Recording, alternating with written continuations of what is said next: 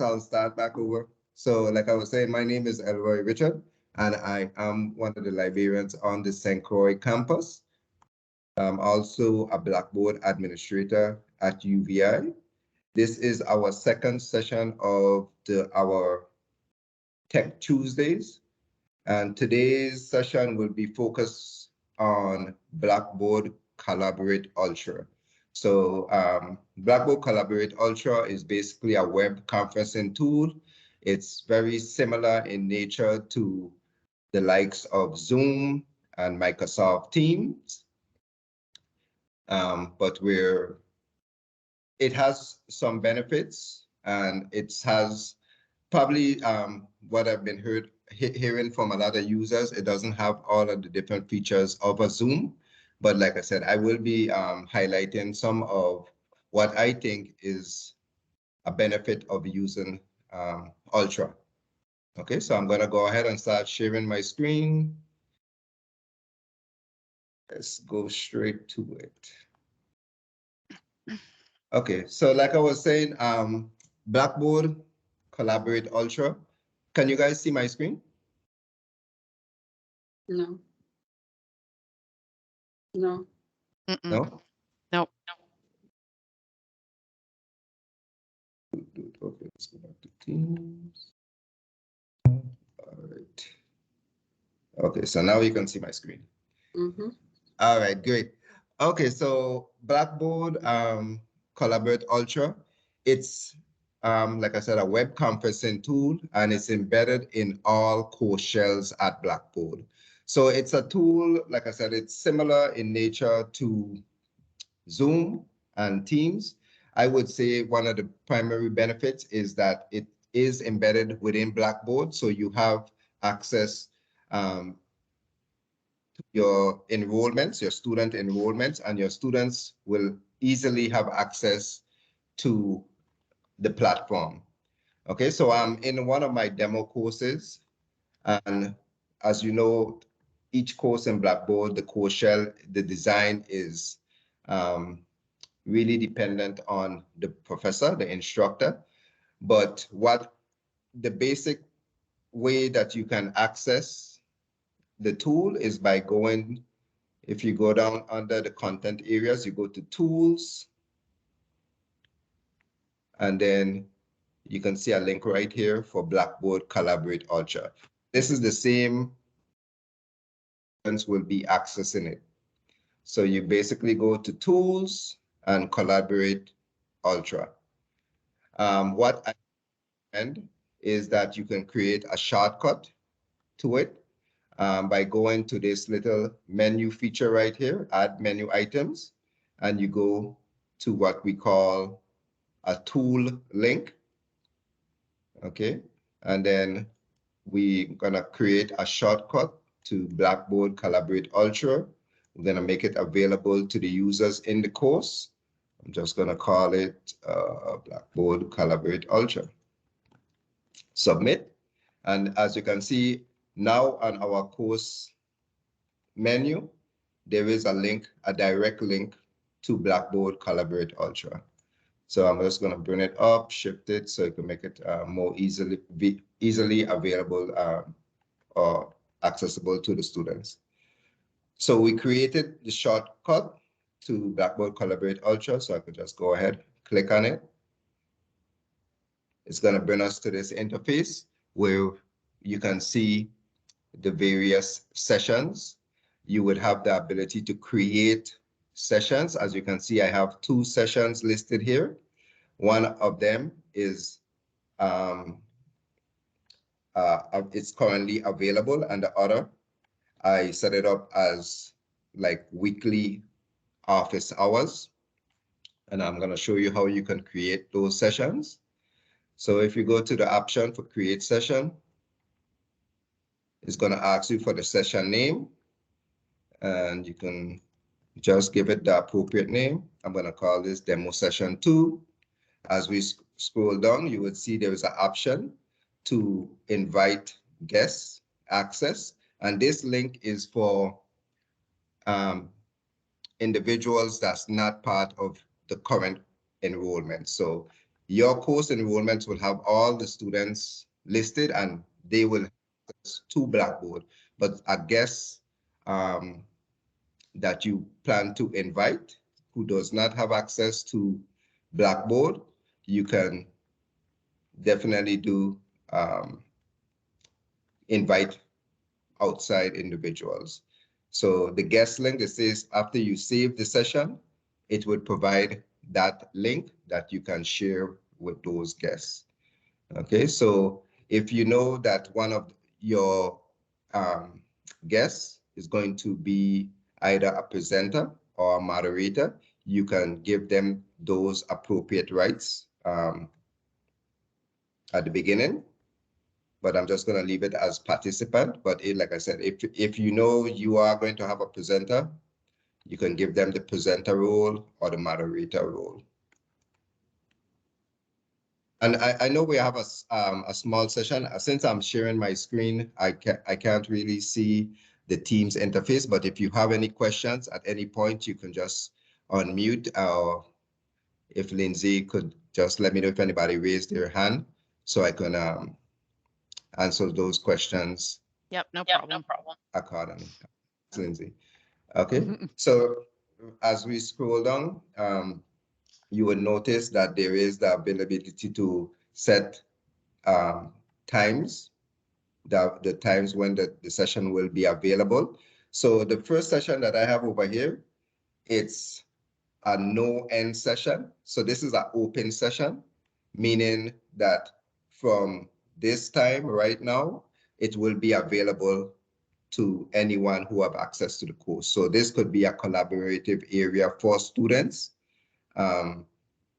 where the professor doesn't even have to be there. But if it is, say you wanted to set up a space for students to collaborate online, you could just create an open-ended session where once, like I said, they can just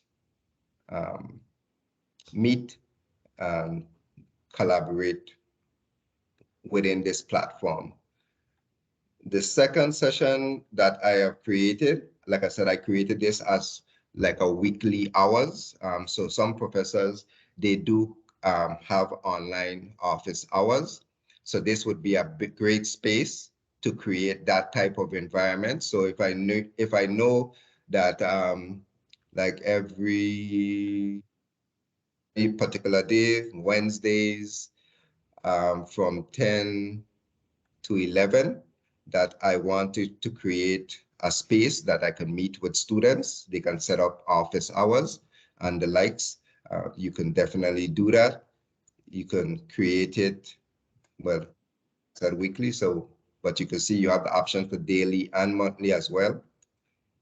And then there's the option for bi-weekly and the likes, but I'm gonna stick to every week.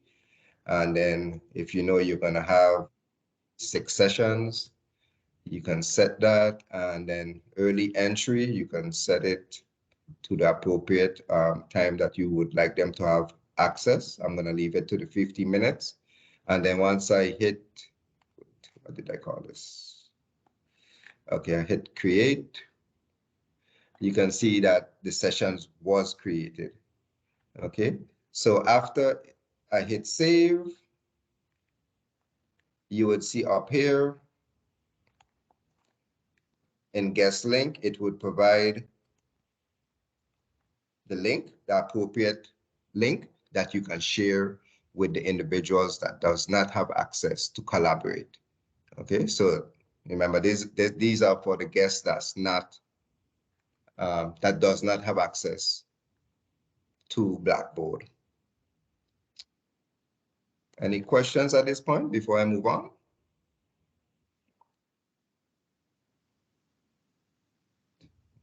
Good, great.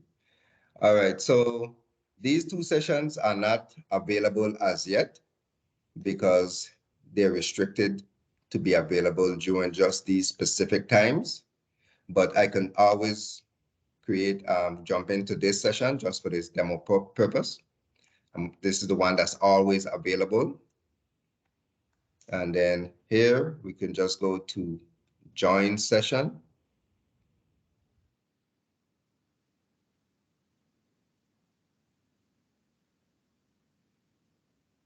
All right. So the first thing immediately that pops up at you, you have the ability to start recordings, to record these sessions. And then if we go over here, you would see there's also that option to start recording. There is an option to use phone for audio or long distance. So this is basically for those, if you have a user or a student who does not have the internet, but they wanted to connect via a landline or a phone, this would provide that number. So they would have to call this number and then put in the PIN, and then they would have access via their phone. They wouldn't get to see any of the content shared, but they would get access to the audio. Okay. And then on this side here, this is where all the magic happens. It has first this chat feature. It also has a list of the participants. As you can see, I have one of my demo students joined. And then over here, you have the ability to share the whiteboard. You have the ability to share screen or applications. Of course, I can share my camera. I could also share it here. And since I am on Teams, I will not unmute this because it will bring some feedback. But yes, you have the ability. This is how you share your audio. Okay. And then if you just wanted to share files and not your screen, I just hit share files. It's going to prompt you to add files. So these could be in any format, PowerPoint, PDF. Once I hit add file, I can choose the appropriate file, open it. It's going to take a little minute or so to load the file, depending on the size of the file. If it's a huge PowerPoint, it might take a little time, but it shouldn't be that long. So here I have the file. So if I hit share now, you can see the file is shared. You would notice that there is a note on top and it says once a file is shared, it can be downloaded by session attendees. So if you do not want them to share, or if you didn't want this file to be downloaded by the users or students, there is a next option. They're saying rather than sharing the file, you share your screen where you can share the PowerPoint. Okay, I can just give you a view of how it looks from the demo side. So this is my demo student. I'm logged in um, here. So I'm the demo student on this end. And then once I from this perspective, you can do various engagement, raise your hand, use the chat feature. Go back here.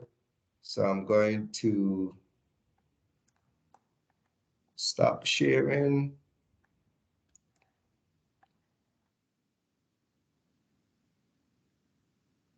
And then I'm gonna go back to share files. And then right here. So if you share the screen, it's similar to what I'm doing in Zoom right now. You would just have to choose the appropriate screen and hit share. And it's gonna share the screen. So on the student end, well, since I'm on one computer, it's coming up. But on their end, they would see the screen. All right, let's go back.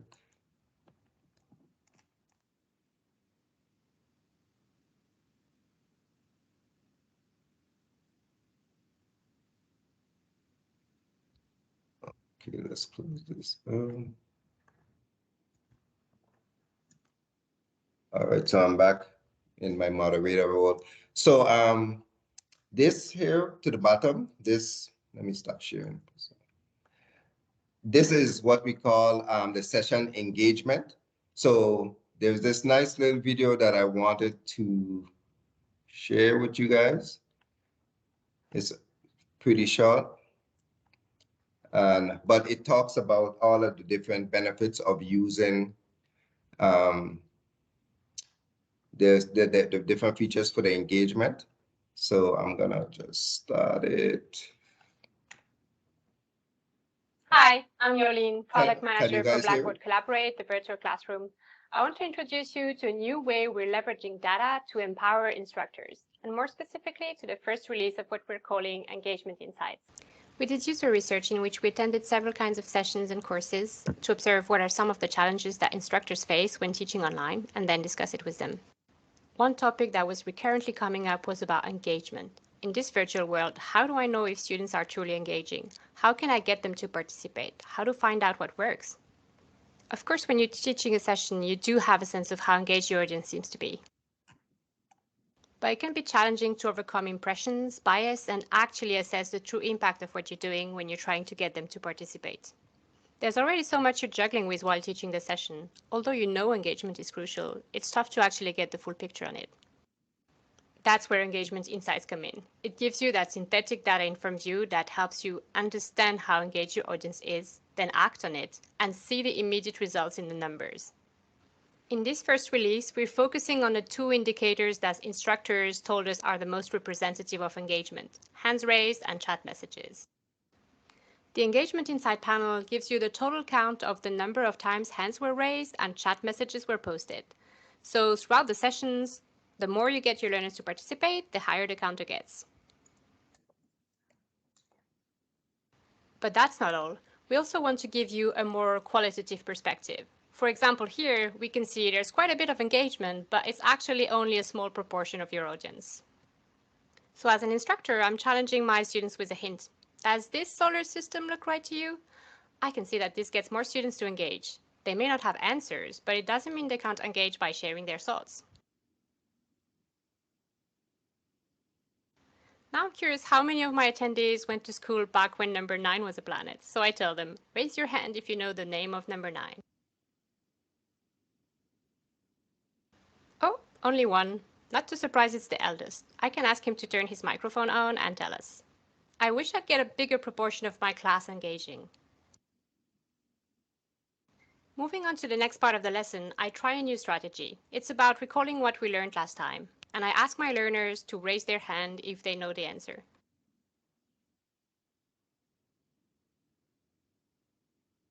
Now the numbers show me this worked well. I see the number of hands raised go up, but also I'm really proud to see I have now got to a point where 100% of my audience has raised their hand at least once in this session. The participant list conveniently ordered the list by who raised their hand first. The engagement insights are encouraging, and as an instructor, I can see that with this group, asking them recall question is a way to boost their engagement. So I'll make sure to do this once in a while throughout this session and see if the engagement indicators keep rising. In each session, I also get a short tip on some engagement strategies. At the end of the session, I glance at my numbers. Next week, with this group, I'll try to break the record and get even more of them to post in the chat. I hope this overview gives you a good idea of what. Okay. Yeah, so this is the session engagement insight, and like she was just demonstrating and highlighting, it has a lot of different features that really can assist you with promoting engagement with your students. So all of this feedback is tracked. Like for instance, if I go back into my demo student account, why isn't he joined? And any interaction that that the demo student does on their end, it will be tracked over there. So if I post a chat or if I raise my hand, it will be immediately on this end. You can see that the demo student has raise their hand, and you can see one hand raised. So like I said, this is a great way to keep track of that. So what I'm gonna show you now, I'm gonna leave the session. I didn't actually record the session because it takes some time, but if you chose to record the session, and then once you leave,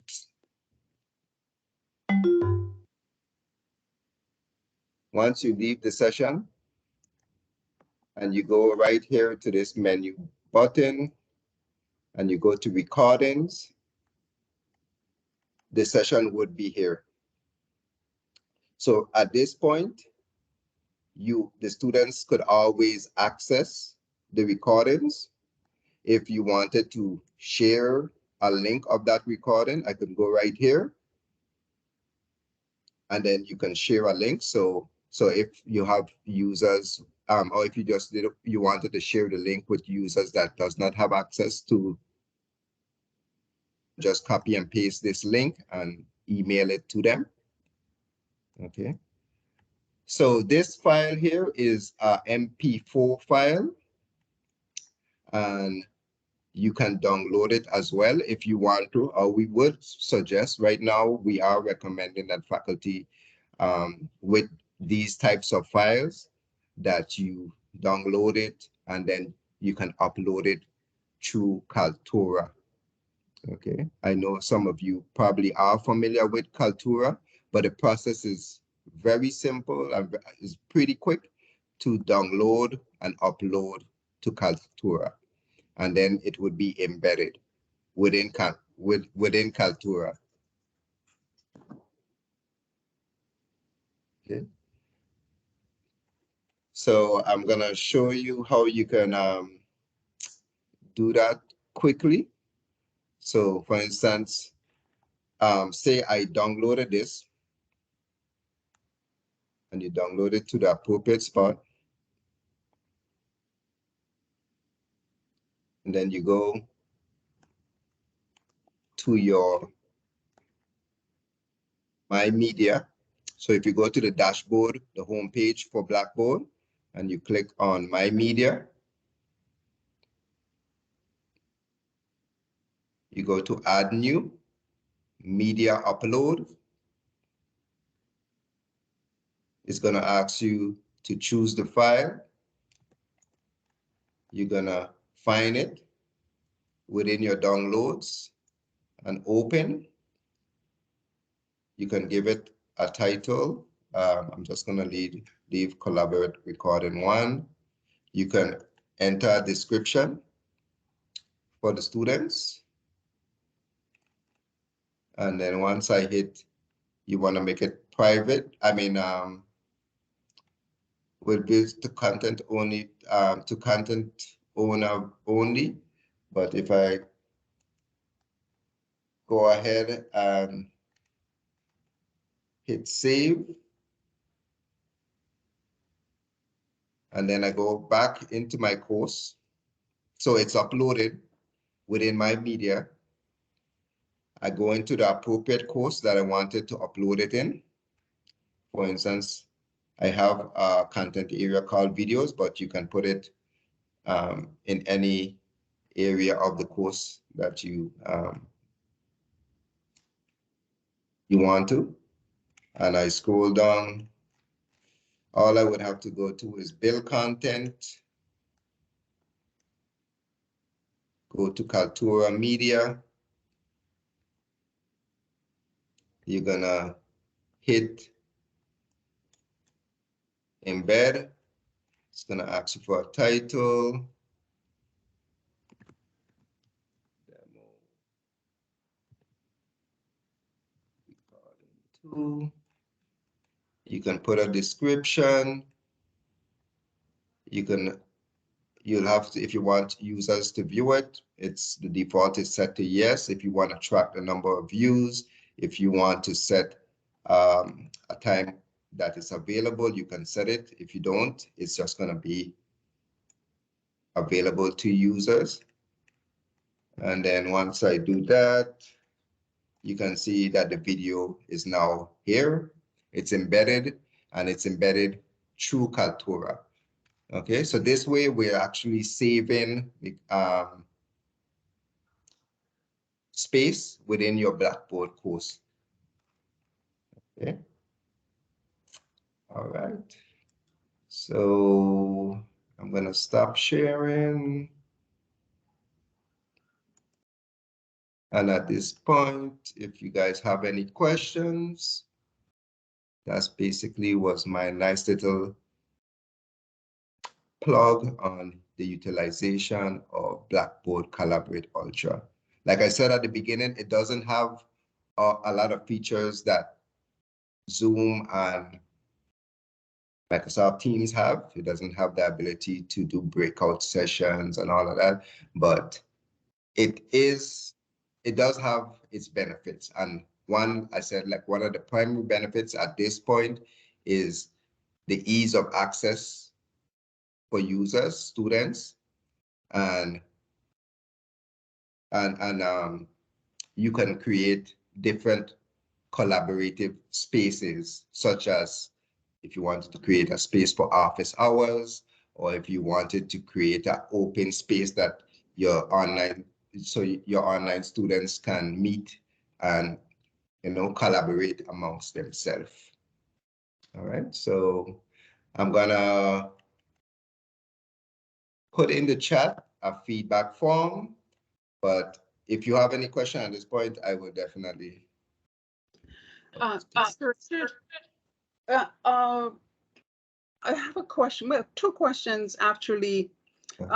Will this same lesson or session be repeated in the following Tuesdays coming up, or is it something different that you're going to be presenting? Yes, every Tuesday is a different topic. Last week, Lindsay did. Lindsay. You didn't remember? No.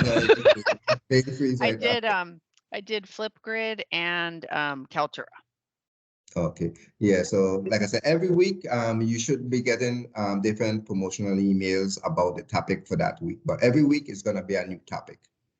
And will these recordings be available if you want to, go back and look at something? Because, you might not have questions about it while you're teaching it, because it seems simple enough. But when you're doing it on your own, you might forget a step or two, or get confused about something. So will this recording be available? Yes, and I just share my screen again. I'll show you where you can access those. So if you visit our library's homepage. Oh, okay. And then you go to what? Sources. IT. Faculty resources, right? No. Oh, there it goes. It's on place. But I know it's here. Lindsay, okay, so the one that was already provided last week is already there, where it says click here. So today's session and the others are going to be uploaded similarly, right? Yep, yeah, exactly. Okay. And if you have requests, please let us know. Like if you have other platforms that you want us to talk about or figure out, like let us know. Okay. Yeah. Great, thank you. No problem. I'm still looking for this link. I know, shame on me. Lindsay, do you know where those links are provided on the library's homepage? You just had it. It was under faculty resources. There's only one link because mine is the only one that's been updated. So Flipgrid and Kaltura, you see. Okay. Yes. And then yours will be right there. Okay, great. Okay, thanks for that question. Yeah. My eyes. All right, any other questions? We're at the time 10:30, and like the individual just stated, you might not have any questions at this point, but feel free at any point. You can reach out to either myself or others if you have any questions with Blackboard Collaborate. All right, so thank you again for joining us on our second installment of Tech Tuesday. Thank you. All right. I did put in the chat a link to a evaluation form. I think I did that. Okay, there it is. So I would appreciate if you provide some feedback on today's session. All right, so thank you guys again for joining us today. Thanks, Elroy. You're welcome.